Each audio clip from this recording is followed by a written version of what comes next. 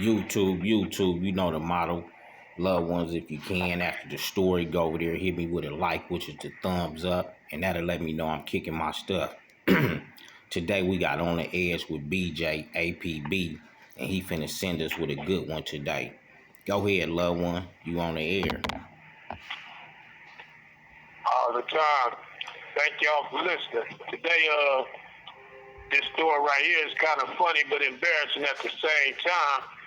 But as I promised y'all, I don't like telling the stories of me winning fights all the time. So sometimes you got to tell the stories about you losing. That way people know that everybody is not invincible. This story happened. I grew up on a farm setting, like the house that we grew up in.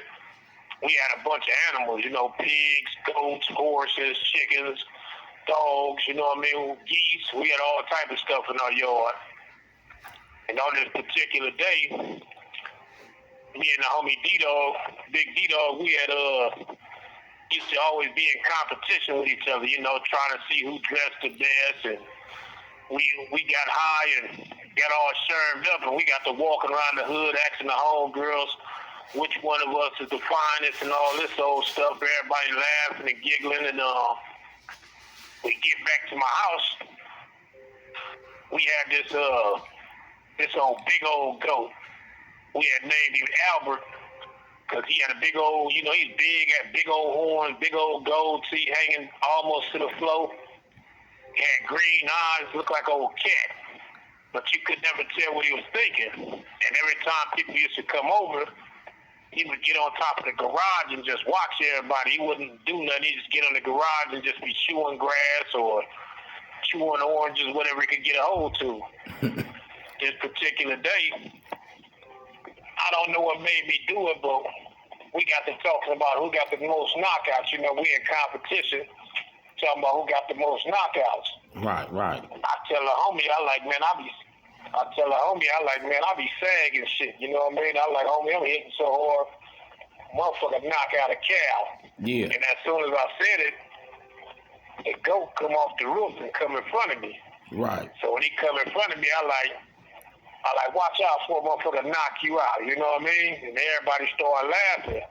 Yeah. As everybody laughing, one of the homies bet me that I could knock. This call and your telephone number will be monitored and recorded. So I tell the homie, bet. Man, I'll sag that fool. Talking about the goat. Yeah, they talking about the goat. Straight animal. So I spin on him. And catch him in the head, and I sag him, like I set him down. Yeah. When I set him down, he like, bad. I'm like laughing and shit. I was like, I done got on the fool, and I turned my head. When I turned my head, he get up, homie, and he rushed me. Yeah. And when he rushed me, he hit me with the horns. I go flying up in the air, come down, and fall all over my neck, and almost crush my spine, and everybody laughing. And I get up, he rushed me again. So we backed up, talking about we squabbing. I'm throwing them at him. Yeah. My belt done broke, my pants done fell down to my ankles. I'm in my drawers. The homegirls laughing, everybody laughing. I'm talking about we in a full-blown squabble, dog. I'm talking about we out there going at it. So finally, I lose my grip on his horn, and he hit me in the rib cage and knocked me in the air again. And when I fall this time, I crack a rib. Yeah. I crack a rib. I get up. I'm scared now. I'm like, oh, shit. So when he get ready to rush me again, I take off running and dive through my bedroom window, right? Yeah.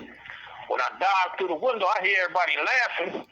He keep crashing into the bedroom wall like he know I'm in the house. So right. He want action. Through the wall, he want action. He like, come get this fade. Oh, you can't just follow me and, take off running. So I come up in the house, spook.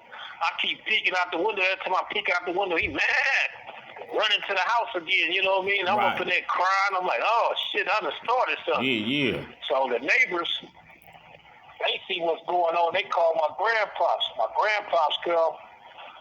He come in there and he go grab him and take him and tie him up. He come up in the house. I'm up in there. My ribs all purple, all swollen up. I could barely breathe. Yeah.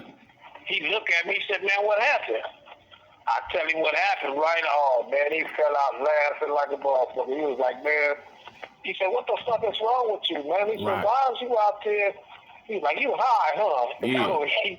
He gave me some milk, man, and for years that was like a joke about me, you know what I mean? Everybody was calling me Former John. Everybody was like, man, the homie burnt, you know what I mean? Yeah. And like, what made me tell that story was, you know, a lot of times when we tell stories, everybody hears stories like blood on blood, blood against Crip, and this and that.